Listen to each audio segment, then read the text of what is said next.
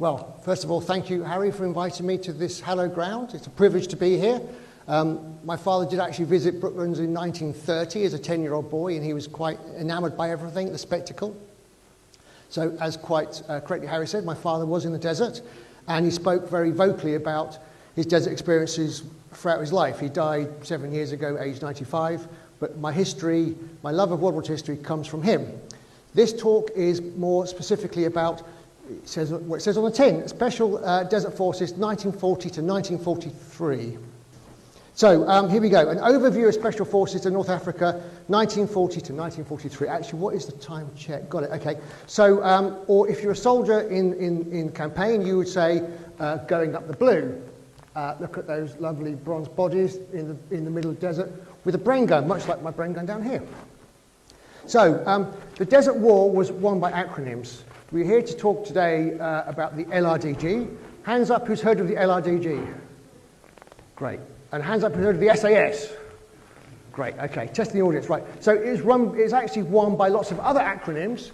I won't go through them all, but if you want to come up to me afterwards, I can recite them all, absolutely. These are secret services that were working for the Allies. No, so for today, we are concentrating on the Long Range Desert Group, which was started in June 1940, and the Special Air Services, which was nearly a year later in July 41. Briefly, I'm going to talk about Popsky's Private Army. He's quite a character, and he worked with both those two special forces, and he's worth a mention. So these are working with their own autonomy, hundreds of miles behind enemy lines. The story of how they came to fruition will be hopefully coming out within the next 3 hours. So the Long Range Desert Group had a motto, not by strength, by guile. And it's quite famous. The SAS motto is, who dares wins. But the SAS original motto was descend to defend. Not quite the same effect, I'm sure you would agree.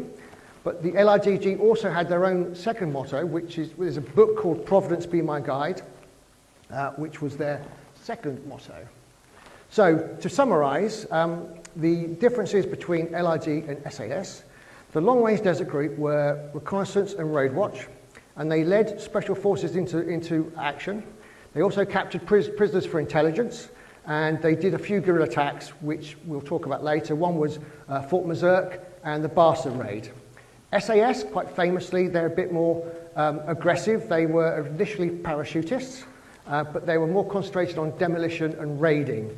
They would attack fuel dumps, airfields, and occasionally they'd work with special boat services to attack from the sea. They also would work with other commando units, including PPA, Popsky's Private Army, which was a very small special forces group. So I must start by saying I'm not a historian. I am only a history enthusiast. My source is reading, and these are my source books. For those who can't see, those are actually my original commando books. I've got a massive collection. These are only the ones, the desert ones. But I'm also interested in uniforms, and I am a costumier, or however you pronounce that. But yeah, I like playing with desert figures. These are 1/6 scale. These are action figurines. To be absolutely clear, they are not dollies. My lovely partner over there keeps saying, you've got to dust your dollies more often. They are not dollies. Anyway, these are 1/6 scale. I've actually made a 1:1 scale figurine. And here he is. Okay, his mother may have had some part in making him, but he's my full-scale dolly, action figurine, which I dress up and we go to history shows together. These are the actual books that I read. Now, I've read all of those at least once. The one book I haven't read is Montgomery Valley, Mayne, and I've read most of them twice. So what I will say is, some things you read and you know are wrong, and it's very difficult to try and find out the path. To use a pun, it's a bit like a minefield, trying to find the truth amongst some of these writings. They're very few are first-hand. I discussed with Harry earlier that Alan Moorehead's African Trilogy is first-hand. He was a journalist in campaign. That's a massive book, but it's a good read. Hopefully my talk today might instill somebody to do a bit more research. I'll happily discuss with any of you a recommended book reading list. Right, Desert Explorer. Let's get to the meat of the story. And in fact, let's meet the man. This is Ralph Bagnold. Now, you may not have heard of him, but he is very famous. He was a World War I veteran. He was a Royal Engineer, a geologist, and an explorer. Now, between the wars, he was still in the army. He was based in the Middle East, and he and four like-minded friends, a group of like-minded friends, between 1922 and 1932, they took 4 increasingly adventurous trips across the desert.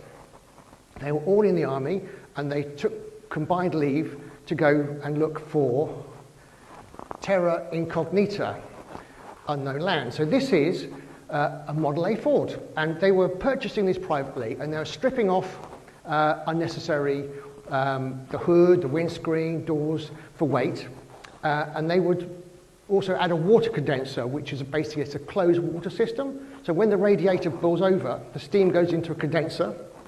It says what it says on the tin, it condenses the water. When the engine cools down, the vacuum pulls the water back in. So it's a way of water conservation.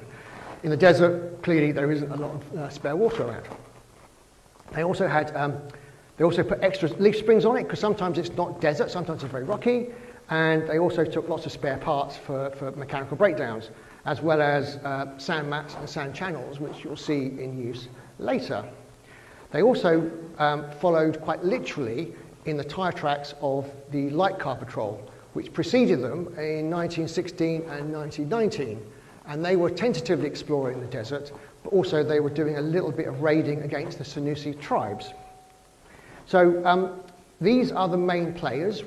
These are Ralph Bagnold's associates. They are Pat Clayton, Bill Shaw, and Guy Prendergast. They were looking for the lost oasis of Zazura, a bit like Atlantis. They were also, Bagnold was also carrying out scientific studies. He ended up writing a book on the physics of sand and the movement of sand dunes. He became a global expert on sand. And also he devised ways of navigating across the Great Sand Sea, which is exactly like trying to navigate across a vast ocean. There's no landmarks. More on that later. So the Zazura Club. Again, they're looking for this lost oasis. Bagnold actually found many Neolithic remains in his trip, which definitely indicated that this area here, so this is Cairo, there's a better map coming up, trust me. This is the Chad border and Libya. They were basically crossing east to west across the Great Sand Sea. It will be clearer later. And they found many remains of Neolithic settlements. Definitely there was more life in the desert going back to the Stone Age. Oh, on their return, so they actually made a club called the Zazura Club, which were basically the hunting for the oasis. And they had a club at a place called Wadi Halfa, which is somewhere just down the edge of the Nile. I can't actually read it myself, but there's a place down there where they used to meet and just, regale each other of their tales of daring do. So navigation in the desert. This is a Bagnold sun compass, designed by Bagnold himself. Now, the problem with a normal compass is not only have you got your magnetic effect from your car, there's also magnetic ore in the desert, so you cannot rely on a normal compass. So this relies on the sun, which luckily enough in the desert there's quite a lot of. As long as you know where your latitude and your time of day, you get given a chart, and there's a little dial here around, and you set it to a certain degree, and you can be quite safely traveling on a path.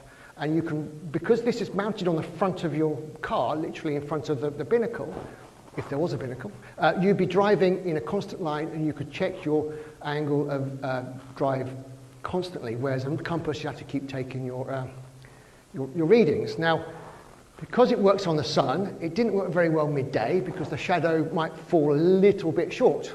So, typical British Army, they would brew up. They would have a big break during midday. Also, midday sun is quite a crazy time to be out anyway. So, let's see if this will work. This is a little movie interlude. Here we go. Right, so this is real footage shot by Bagnold's team on the last 1932 trip. This is them using sand channels to free a car.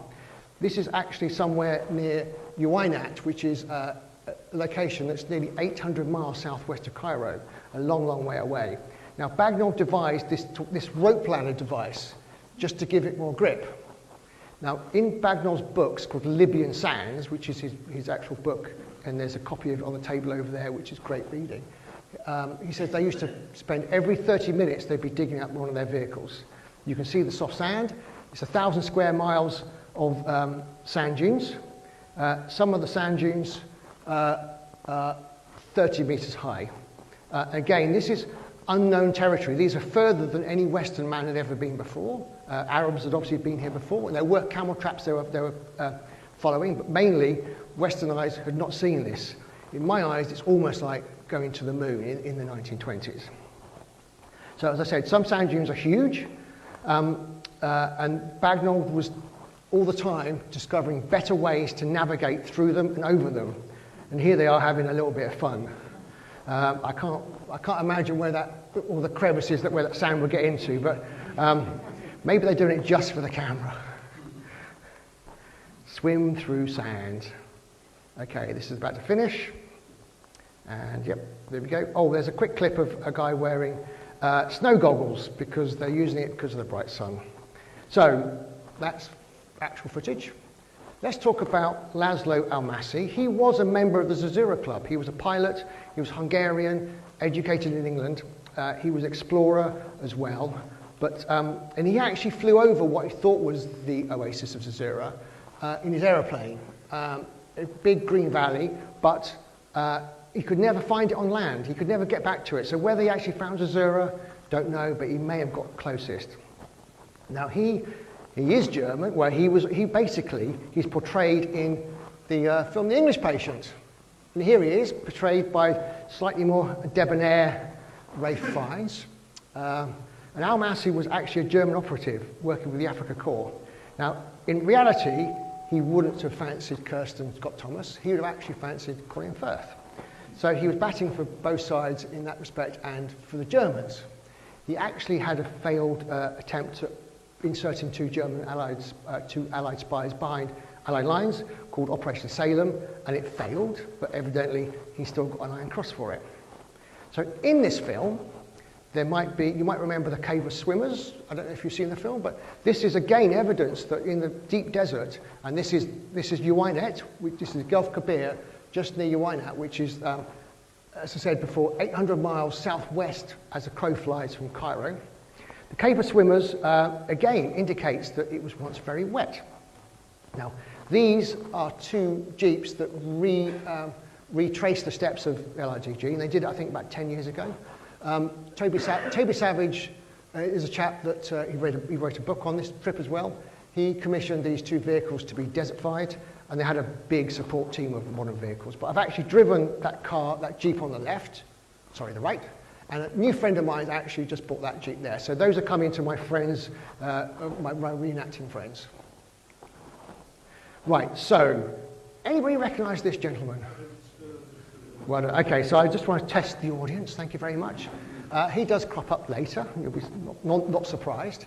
So then came the war. So Ralph Bagnold was on a troop ship going to East Africa in August 1942.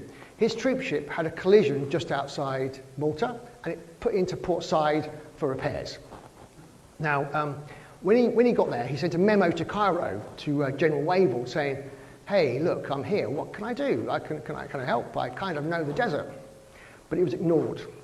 But in June 1940, he was given a posting in Cairo anyway, so he didn't go to East Africa. He was in Cairo, which when Italy declared war on England, well, the Allies, in June 1940, it became a bit more precedent for him to have action. So basically, he wrote a memo to GHQ again. This time, he relayed a story that he'd heard from this chap here, General Lorenzini.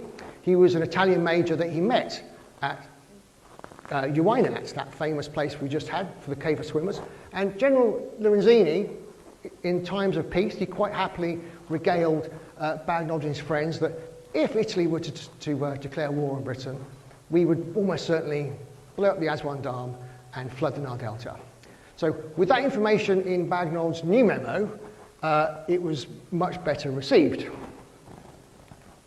So this is Archibald Wavell. He was a First World War veteran as well. He's only got one eye. So Bagnold's memory of the meeting with Wavell. General Wavell asked me, what would you do if you were to find no sign of activity?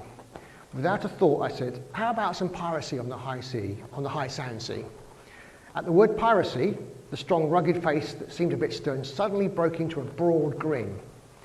Can you be ready in 6 weeks? So Bagnold replied, I proposed a small group of modernised patrols that would be specially equipped with trained volunteers in desert-worthy vehicles. By applying all the techniques from our little private parties, we would have the extreme ability of 1,500 miles of travel entirely self-contained with water and food for several weeks. We could get into the emptiness in Libya by a back door I alone knew of, in the heart of the sand barrier. So, Wavell interrupted and said, of course there'll be opposition and delay. Wavell called the Chief of Staff, Bagnold needs a talisman, get this typed up for my signature right away, all heads of departments and branches, any wish or request made by Major Bagnold must be met at once without question. An advert was put in the newspapers asking for volunteers to engage in piracy on the Great Sand Sea. Now, at first, the volunteers were British Guardsmen and British Yeomanry, but it was later augmented by New Zealand and South African volunteers. Now, these were useful because they're experienced in working in harsh conditions. They were outside people and they were used to working in tough terrain and also working with farm vehicles. Now, bizarrely, this chap here is General Morshead. He actually forbade, somebody will correct me, I'm sure, Australians weren't allowed to volunteer.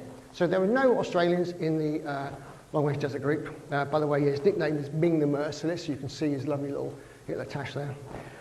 So volunteers need to be resourceful. They need to be tough. Patrols need troopers to have more than one skill. They need navigation, mechanic, medic, signal, etc. If they're out on a patrol, there could be a case of injury or possible death. They needed to cover for each other's skills. So, to summarise, LRDG would have extreme ability with expert navigation and the capability of appearing from nowhere, causing bloody mayhem, and disappearing back into nowhere. So, they were very far from the regular army. You can see there are no regulation uniforms here. They are wearing whatever is comfortable. They are wearing the equivalent of my sheepskin here, could be goatskin. Bear in mind that in the desert, it's blinking hot during the day, but it reached 0 degrees at night. So they were obviously had to experience both extremes. So they would be wearing warm stuff, as well as the lovely KD shorts, which I'm sporting here. And the headgear varies from tanker's beret to SD cap to wherever that is, a rag. And this is an Arab headdress. This is a keffiyeh or a shamag. And this is a gal that holds it on. This is clearly Arab headdress. And it is very useful because, one, it helps disguise them as possibly indigenous, but also, basically, you wrap your face around it. In the case of a sandstorm, you put your goggles on, you wrap your face up, and you're protecting yourself from the attrition of sand. It's like having a sandblast on your face. Sandstorms were awful. So they were learning from the indigenous Arabs what to wear. The LRDG never numbered more than 350 men, and it had a 50-man Cairo in headquarters, which Bagnold commanded, and later he put Prendergast, Guy Prendergast in charge in the actual field.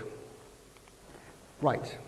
So new young recruits were a bit dubious because these men, Clayton, Shaw, Bagnold, Prendergast, they're all in their mid-50s, and they're all basically old men to the soldiers. But basically, when they realised that these men had the skills and knowledge to do bloody mayhem in the middle of the desert, they earned their respect. Patrols of roughly 24 men, 2 officers. They had one Ford 800-watt command car, and they would have had, which later became Jeeps, and then they would have had 4 to 6 30-hundredweight Chevy lorries, which you'll see plenty of later. So John Easton Smith is another one of the original long-range desert groups officers. So, as I said, the regulation didn't exist. They wore whatever comfortable. They would often wear captured clothes. In the beginning, they'd often come across, when the Italians were routed, they would be able to take Italian rations and Italian clothes. Occasionally, the clothes were more comfortable. And that also was quite useful in case you came across later on when the Germans got involved. To blag yourself as Italian was quite easy. Anybody seen a film called Play Dirty? It's special forces exactly like this. They were wearing the opposition's clothes to try and blend in, as well as being more comfortable than the British serge. The British uniform of that era was very itchy and uncomfortable. Right, hardtack biscuit. This has been a staple diet of the British Army for well over 100 years. I mean, this happens to be Huntley and Palmer's, which is a biscuit factory just around the corner from where I live. It's made from water, salt and flour. And it's not meant to be eaten. I think it's meant to be thrown at your enemy. Soldiers used to, condensed milk was another ration you would get in your pack. And they used to actually soak it overnight in carnation evaporated milk, and it would end up as being a porridge called a biscuit burgo. It's the only way you can eat it. I have actually eaten one of these dry, and you had to do it piece by piece, and it took me 35 minutes and cost me 2 teeth. So Ralph Bagnold, in charge of his men, he quite obviously realised that those biscuit rations, because the army would have literally, they would have biscuits, jam and cheddar for a ration for lunch. These men were doing arduous work, so they were spoilt.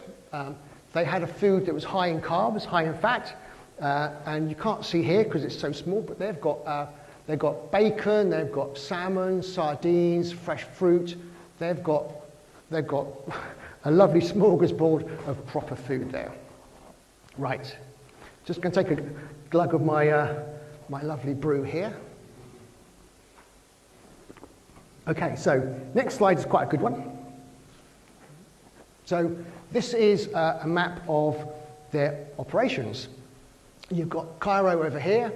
I actually just highlighted, you can't read it, but it says Kabrit. That's actually the operational base from the SAS when they get involved. They're not involved just yet. So these are, the blue ones are the operational oases. Was it oasi? Anyway, so an oasis here, they are over several miles. There's tens of thousands of people in them. It's not your classic, beautiful little pool of water with 2 or 3 palm trees. They are huge sources of fresh water. And as I said, the famous ones they used are Tazabo, Kufra, Zelo, Siwa, and Jalo. Siwa is the one that was used most often because it's closest to, this is general headquarters for Allied. It was basically the closest, and it was the most used. Now, the other oases here, they were occasionally overrun later on in the war. Mazurk is way over here. Oh, by the way, this is Uinat. This is where the Cave of Swimmers is. This is also used as a stopping point, but not so much. It's not an oasis. And Mazurk will be mentioned later. Look how far away Mazurk is from Cairo. That's got to be. That's 250 miles, that's got to be 1,200 miles, I reckon, or 1,000 miles at least. So, now, at these oases, there was lots of flies. And the troopers hated it because they just pestered them. It's a job to eat your food without eating a fly. So they're actually quite happy to be on patrol and just to get away with the pestilence that were at the oases. So the Long Range Desert Group was expanded to more patrols. There was T Patrol, W Patrol, R for Rhodesian, G for Guards, S for South African, Y for Yeomanry. And the Chevy trucks took names from the first letter of the patrol. So quite famously, many of you might have seen the Chevy truck. It is Waikaka. It is the only existing truck that we know that's been repatriated, and it's in the Imperial War Museum, W Patrol. So T and W were more raiding, while R Patrol was actually more support unit. So Mazurk, I showed you on the last slide, it's very far away. This is the very first successful raid that the first raid that the LRDG did. And they took their Chevy trucks and they went to Fort Mazurk.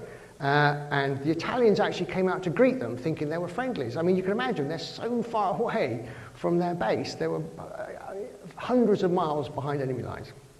But what happened was the RD opened up with a 20 mil Beretta, and they actually shot the Italian general in his car, but unfortunately they also shot his wife and 2 kids.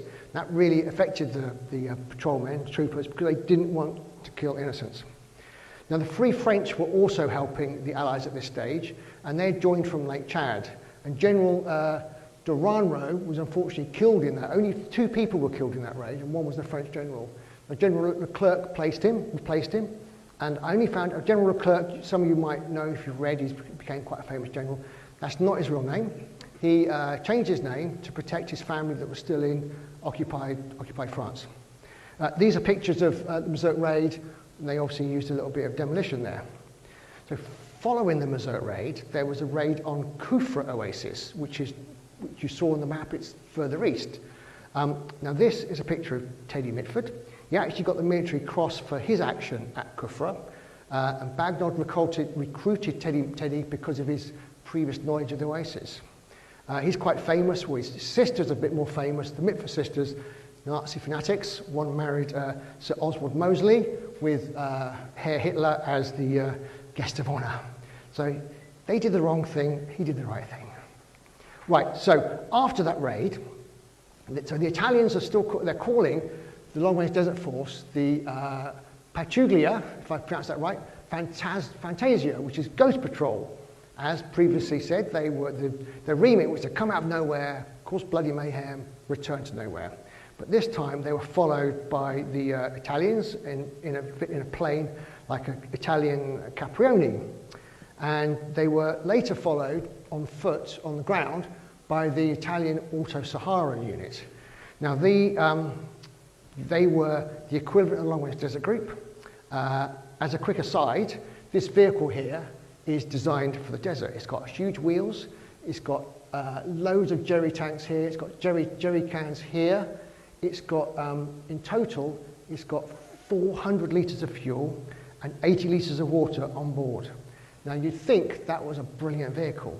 Now the Long Range Desert Group were using some of those in their, they tested ones they found abandoned, but they were useless, they kept breaking down. But anyway, the Auto-Saharan were following the retreating Long Range Desert Group, and they followed them to a place called Jebel Sharif where they attacked them. And T Patrol was attacked at a place called Jebel Sharif, I just said, on the 31st of January 1941, and some trucks were destroyed in the initial attack, some people died, and the leader, Pat Clayton, one of the original Zazura Club members, was captured. This is the same Chevy you saw in the front of the picture. Now it's still there. And these it's left there as a memorial to the fallen. Right, there's more, literally more. This is Moore's March. This became Long Range Desert Group legend. He is a New Zealand trooper, and he was the first to receive a Distinguished Conduct Medal in the Second World War. He actually marched 210 miles across deserts with little food or water. He was mentioned in dispatches. Other special services copied his march, but this was his famous march. He didn't want to surrender. He had no vehicle. He chose, sorry, I will read this because this text is quite small. He and 3 other survivors walked through the desert. He walked, instead of walking 70 miles to Italian forces to be captured, he decided to walk the opposite direction, a potential 290-mile trek away from Italians back to what he hoped was Allied lines. Other guardsmen with him were John Easton, Guardsman Alexander Winchester, and ROAC Alfred Tye. They had no other supplies except a 2-gallon tin of water and 2-pound jar of jam. Doesn't specify whether it's marmalade or raspberry, but that's what they had. T, he had been left behind, injured like Captain Oates style, on the 5th day of the march. Easton already died. Winchester was delirious and left behind. A French patrol plane was sent out and spotted small groups, airdropping food and a bottle of lemonade to the 2 survivors, but the 2 survivors did not notice the food and only had the remains of 13 mil of lemonade in one of the water containers. T was picked up by a French patrol 4 days later and was able to inform them which direction the rest had walked. When the patrol found Moore, he was clear-headed and uninjured except for the shrapnel in his foot. He was headed for Tekro, 80 miles away. He was barefooted and slightly annoyed at being stopped, as he'd calculated he was only 2 days from his goal, He had walked 210 miles in all. Allegedly, he is still referenced by SAS Special Forces training to this day. That's what I'm saying. In New Zealand, tough people. So, Guy Prendergast was one of the original Zero members, and he became the leader in the field. He privately bought 2 Waco planes to assist the Long Range Desert Group. They were, the Waco planes were used to supply injured and supplies. They'd also help them, they would use the planes for water dumps and fuel dumps. But funnily enough, the RAF refused to service them because they weren't RAF planes, but the Cairo local mechanics did a good job. So, vehicles. This is your standard Chevy 15 by 32 two-wheel drive 1,300 weight Chevy truck. Again, following the Model A ethos, they've stripped off all the excess. They've got a water condenser just here, and they would have a command vehicle. This is actually a Ford 800 weight. This is one that seems to be stuck, but that was the pilot vehicle, one pilot vehicle to 2 or 4 or 6 of the Chevy trucks. The Chevy trucks would be converted to take lots of fuel as well. And they would also have, at least one of the vehicles in the patrol would be a mechanic's vehicle with lots of spare springs, axles, all the things you'd break on a long trip through the desert. They used heavier 3-ton lorries to do water drops and fuel dumps. And they would have 1 radio truck per patrol. They had to be careful because the Germans used a radio sourcing. They used triangulation with 2 radio bands. They could triangulate a radio signal, so they had to be very brief in their transmissions back to GHQ. Right, rocket launch. So this is a bit quirky. Who's been on a roller? Some have been on a roller coaster. When you come up to crest a roller coaster, you just look into the air. So it's very similar when you are using Bagnold's techniques to drive up a sand dune. The technique that he devised was you have to drive a sand dune square and fast. There was evidently a little crust on the sand dune, and you've got to stick to that crust. And basically, if you imagine those big Chevy trucks, you're in there, you're sitting up, and you just got to go for it. So occasionally, the trucks would fly over the top. And if the truck was unbalanced, it might tip over, causing injury, or at least it'd be a struggle to get the truck back on 4 wheels. But if you don't go fast enough, you get this, and you get stuck. So that's how not to do it. It must be quite a thing to try and get that just right. So there's also sand mats. They use sand mats as they did when they were crossing the desert back in between the wars. And here's a picture of sand mats being used as a windbreak. They were nothing if not resourceful. So briefly, the sand is not all sand. You've got this basalt rock, and this is the rocky surface that would play havoc with your suspension. So, quick, let's play a logo game. So, the Long Range Desert Group was originally called the Long Range Patrol, hence the other acronym there. And the Scorpion was designed by somebody who had never seen a scorpion in their life. My pet scorpion's on the table over there. If Harry likes to show my scorpion up to the audience? Well, so that's my real pet scorpion, and it's a lot skinnier than that one. So they eventually adapted it to look a bit more genuine, but the SAS, I know they're not in campaign yet, but let's talk about the SAS logo. People tend to think this is a winged dagger. It's actually flaming Excalibur sword. It was designed by Bob Tate, who was a SAS officer. But this is the special wings that was invented for the SAS. Every parachutist gets wings if they complete however many jumps. And this was designed from, stick with me on this one. This is the Shepherd's Hotel in Cairo. Shepherd's spelled correctly. That's how you spell the chap's name who built it. It was an unofficial GHQ in Cairo for officers and anybody who was anybody. It was the place to be, as well as spies. Italian and German nationals were still allowed in Cairo, and it was a place to get intel. So behind the reception of Shepherds, you can see the logo. Can you see? This is the wings of Ra. This is the sun god, this Egyptian myth. The sun god is carried across the sky on the wings of an eagle or falcon, east to west every day. And this was the colour and design chosen by John Lewis, who we'll talk about shortly. He was a founder of the SAS. He was an Oxford graduate, and he chose Oxford blue, and David Stirling was a Cambridge graduate, and he's chosen light blue. So again, the falcon carries the sun east to west, which coincidentally, or maybe not, that's the same direction that the forces were fighting, the Axis forces, east to west. So this is a Willis Jeep, happens to be my Jeep, and it's photographed in my studio. It's got, again, it's got a very low profile. Now, these things here are called bailout bags, and they are there so that if your Jeep overturns or is shot up, you've got your bare essentials, you've got food, first aid, you can just rip them off the side and do a runner. Now, the SAS obviously had Jeeps, but they're slightly different. They've got more guns because they like to shoot. LRDG, we're not quite so aggressive as that, but you can see this Jeep here has got twin Vickers here, it's got a 50 cal Browning here, and it's got another Vickers on the driver's pintle. So three Vickers in total and a 50 cal Browning. And they've also got more fuel loaded because they tend to need to go greater distance. Without the support of the LRDG, they would sometimes go further. Now, those Vickers machine guns are very special. They came off aircraft, and they've got a very nice light form factor. They take 303 bullets.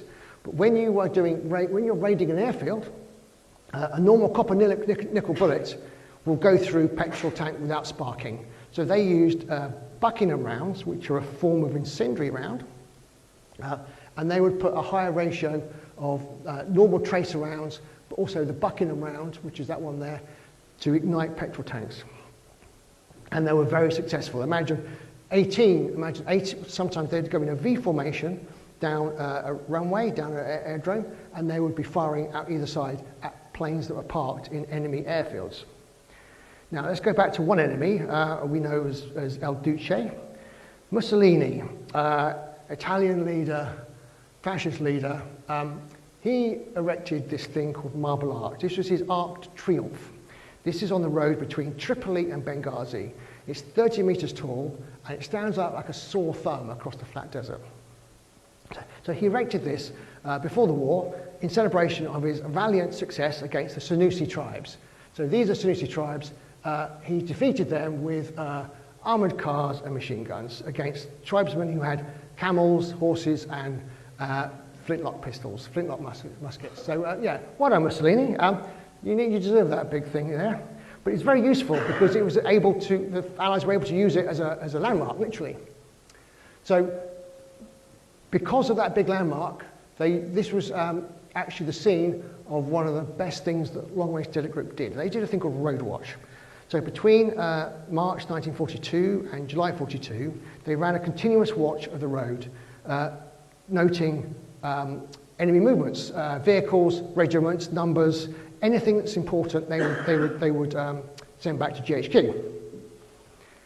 Now, it was quite arduous because it was so far away from their front line. So what it meant it was, at the most extreme, they had 2 weeks travel to get to this position to watch the road. And then the patrol would be there for 1 week, taking it in turns to watch the road and then sending back signals.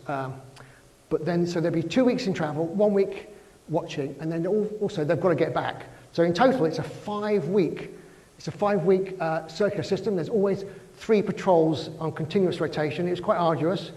They really didn't like it, but it was very, very useful. Now you can see there, they're hunkering down, get some shade, but during the night, they'll be using a thing called a tropple coat. The tropple coat is very heavy, it's Kapok. I've got one of these. It's exactly like wearing a lump of cardboard.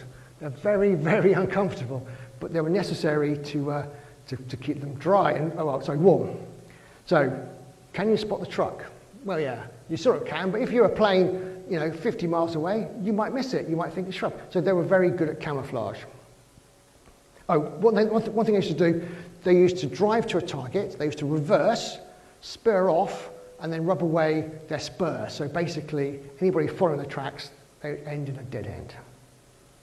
Right, so who is this? You might not know who this is, but this is a Special Intelligence Services spy for the Allies. He's Lieutenant Colonel Dudley Clark.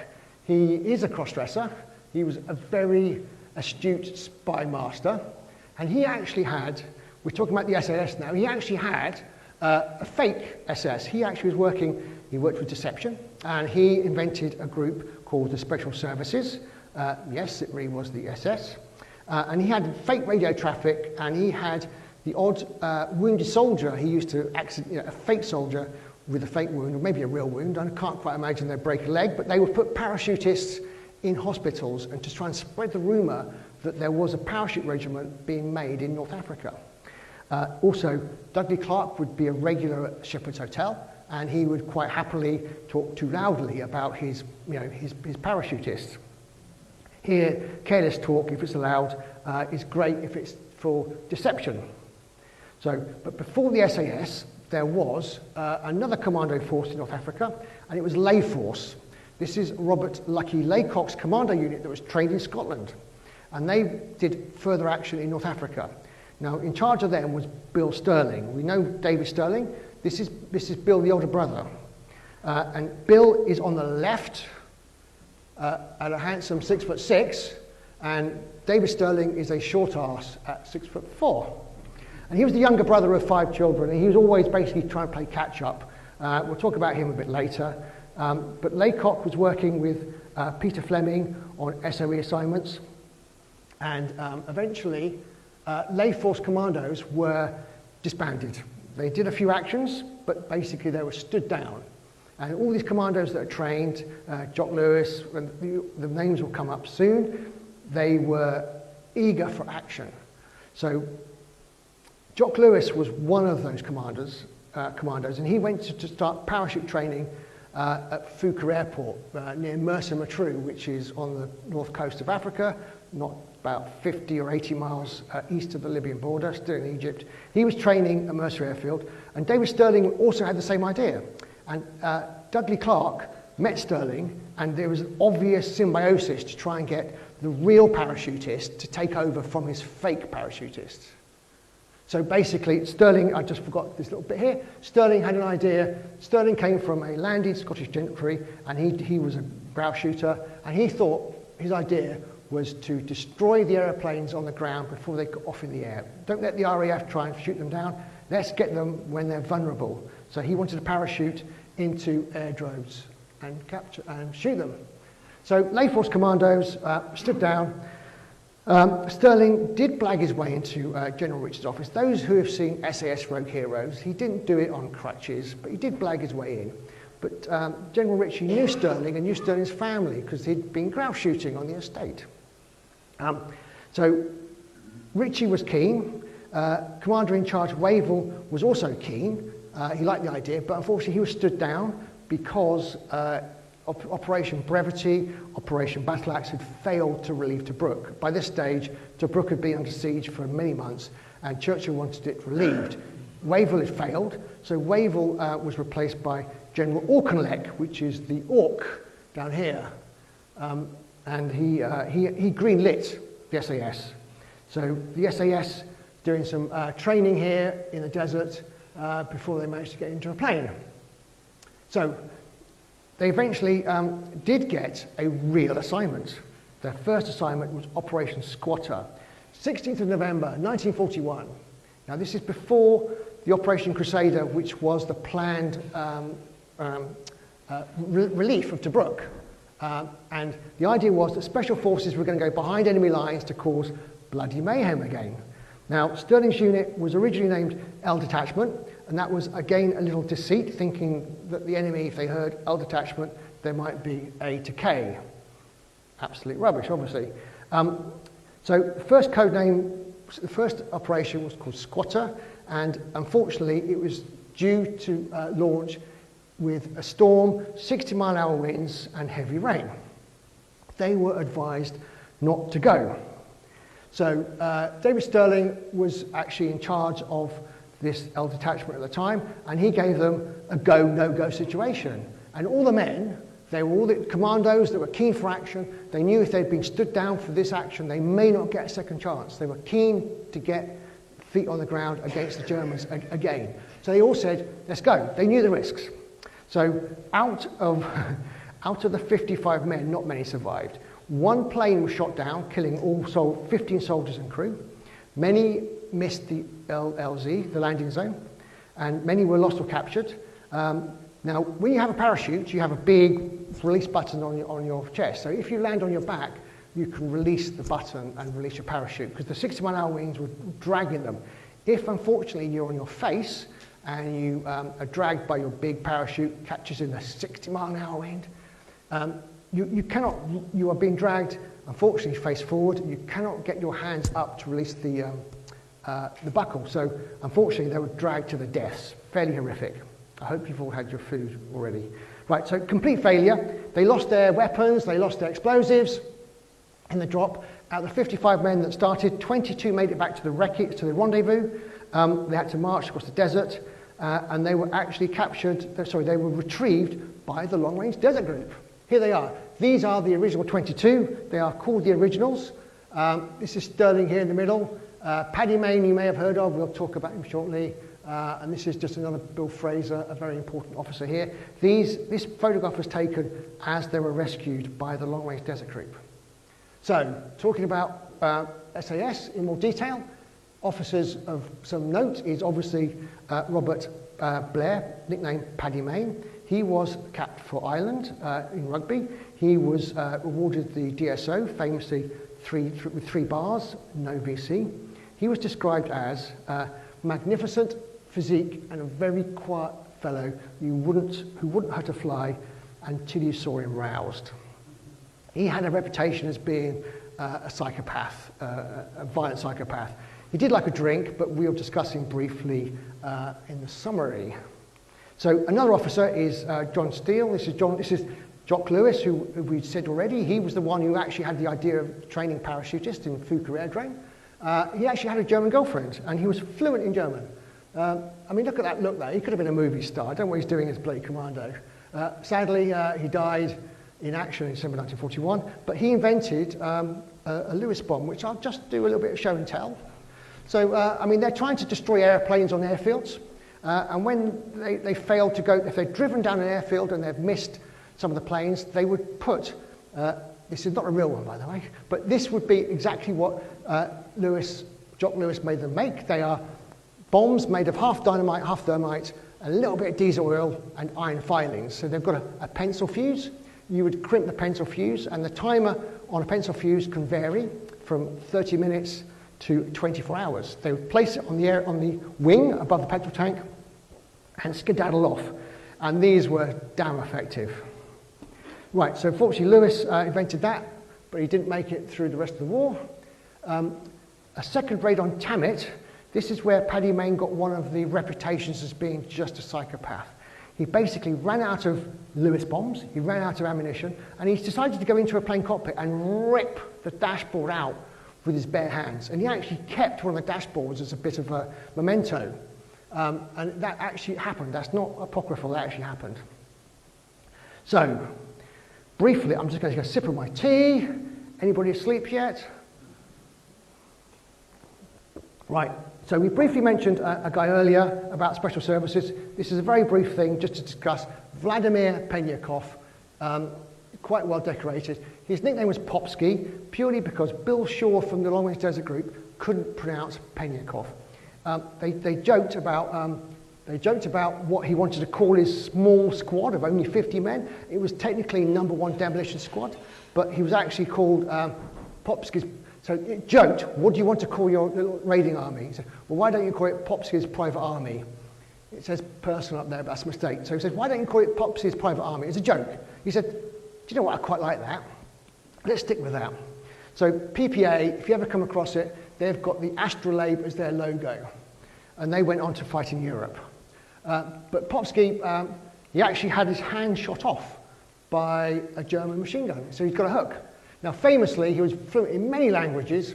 The PPA only had roughly 40 men, mixture of 5 officers and some Arabs. But famously, he drove into a German fuel dump and said, could you please fill up my Jeep? And they quite politely obliged. You could get away with that. Right, myth busting. We are into the final straits, nearly. So myth busting, we all know David Stirling from reputation, or some of you do. He was the instigator, he was the Cambridge scholar, and and Paddy Mayne was the everyday man, sportsman, rugby player, boxer. They didn't really get on, and this is why. Stirling was I can't say it. I've got my wrong teeth in today. Stirling was slipshod and reckless, but he was very charismatic and he had a magnetic personality and he could persuade anybody, he could persuade people to do anything. That was his one key trait. He never really investigated using new weapons or even radio communications. Both of those are LRDG strengths. Bagnold did both of these in the LRDG, as well as make friends with the indigenous tribes, the Tanusi, so they were his friends, whereas Stirling was a bit more egotistical and didn't care. So Stirling was nicknamed the Phantom Major by Randolph Churchill, who was Winston's son, who was with them, and he wrote back to Churchill saying, oh, what a fantastic chap Stirling is, all we need is more of him and we'll win the war. So he was captivated by his own hubris. Being 6'4", Stirling was sometimes a bit slow to move, and he had a nickname of the Giant Sloth. His bravado and lack of planning put men regularly at risk and cost lives. Paddy was a far greater leader.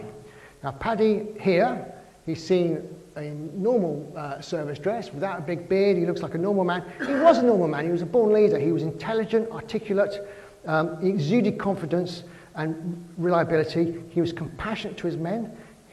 He didn't risk lives unnecessarily. His men respected this, and they would have gone into hell with him, basically. He was born to special services. He considered it an extension of sports. He was a massive sportsman, as we remember. And most stories of his extreme behaviour are false. After Paddy died a bit early, he died when he was 40 in a drink-driving accident of his own doing. Unfortunately, so he died a bit young. But Stirling was able to make up his own agenda after Paddy's death, and he did do a bit of what I call it, just some negative publicity. I can't find the right word, but negative publicity to make Stirling seem better and Paddy worse. But Paddy was the proper leader of the SAS. A classic Mayne quote: "Never let the truth get in the way of a good story." Paddy was on a raid with the LRDG that had gone wrong. Now, I can't find this quote anywhere else, but as I just referenced there, never let the truth get in the way of a good story. The LRDG raid driver was taking Paddy away from the airfield that they'd failed to attack, and Paddy asked to go back and to try once more, and the driver said to him, "That was a crazy idea." And Paddy simply said, "Crazy is our business." Sounds great, but I can't find it actually in any book, so it's just a good story. So, Axis flagging. As I said, the LRDG are working hundreds of miles behind enemy lines, so it's quite common for a vehicle of either side to be broken down, run out of fuel, and be repurposed by the enemy. So for instance, here we've got a Daimler Dingo with a German sign on it. So if you were Long Range Desert Group or SAS behind enemy lines, you would have reversible insignia on your bonnet. So when a plane came over, you could simply put on the right headgear, switch over the roundel and wave quite happily to your friends in the plane. And fingers crossed they don't suss your enemy, because again, you are so far behind enemy lines, it'd be an unusual sight. So Rommel actually repatriated a British vehicle. He used a AEC command vehicle, a Mammoth. And this was his command vehicle that he had in the desert. He literally was always in the front of his men. He led from the front. Rommel was a great general, well respected with his soldiers, but he unfortunately ended up, during Operation Crusader, he got lost and he got the wrong side of the Libyan-Egyptian border. And he found himself amongst Allied vehicles. But because he was in a British vehicle, he quite calmly just drove away. Right, so not too far to go. Lost Stirling. So we've had a Lost Fox. The Desert Fox was nicknamed for Rommel. This is the Lost Stirling. This is David Stirling in the middle. He's having a tea break with Mike Sadler, who will just wrench, and again he will come up. This is 1943, Tunisia. The last picture of Stirling before he was captured. He was captured at Gabe's Gap in Tunisia. He was on an ego trip. He was desperate to be the first Allied officer to meet the American forces coming from the West Coast. Operation Torch had landed in November, and he was trying to catch up with them advancing through Tunisia. Unfortunately, he got captured, and he ended up in, what's the name of this prison? It probably says it there. You cheated, you read it. So yeah, off-lag 4C was Colditz, Stirling out of the game completely, rest of the war in Colditz. Now, Mike Sadler, who you just saw with David Stirling, this is Mike Sadler. He's quite famous because he was the very good LRDG navigator, and he was seconded to the SAS, which is why he was with Stirling there. So he worked with both teams. And this is him, last man standing. This is him at 103. Now, unfortunately, Mike died only in January of this year, age 103. But I think he would have some stories, and he had a great innings. Right, so definitely on the final straight now. I can't mention the SAS or LRDG without mentioning this chap. So after Stirling got captured, Paddy was in charge of a subdivision called the Special Raiding Services, but the Special Boat Services was another subdivision, and this chap here, Anders Lassen, he was in charge, Scandinavian, I think he's Norwegian, can't remember, I think he's Norwegian. He was the equivalent of Paddy Mayne. He was a hard son of a bitch, brave as anything, and he was the only non-Commonwealth recipient of the British VC during World War II. But he sadly died in 1945. So, take a deep breath. We are nearly there. Summary. The SAS was formed from an amalgam of different people's ideas. The older brother Bill is often uncredited for his input. Bill Stirling was more of a founder than David. Bill was also the intellectual force. Paddy was definitely the physical force, and David was the salesman. And the best thing that happened to the SAS was Stirling's capture. Popsky disliked Stirling because he was slipshod, but he really revered the Long Range Desert Group, and Popsky worked with both. So in summary, again, the LRDG called the SAS parachutists because they couldn't parachute for toffee. And they in turn called them the taxi service because that's what they did. So in the last couple of slides, there would be no SAS without the LRDG. They were completely intertwined. Once they learned they couldn't parachute, they were 100% reliant on the skills and navigation of the Long Range Desert Group. So this is SAS Jeep, and this is Long Range Desert Group convoy. Right, they say a man dies twice.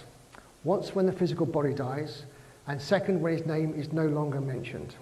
Well, these are Bagnold's dunes. I said that Bagnold was an expert on sand dunes, on the movement of sand, creation of dunes.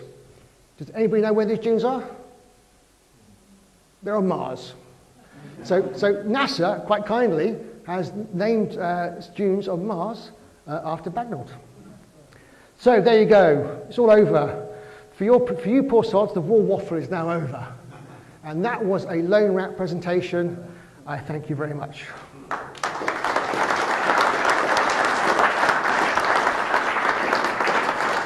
Well, thank you very much indeed, Richard. Big hand here for Richard the Lone Rat.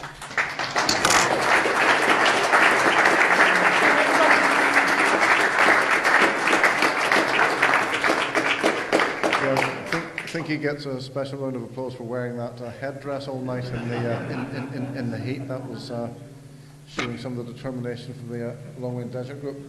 So thank you very much, everybody, for coming along. Hopefully some of you are coming to the Cold War presentation over here in the Napier Room in, I think, next week.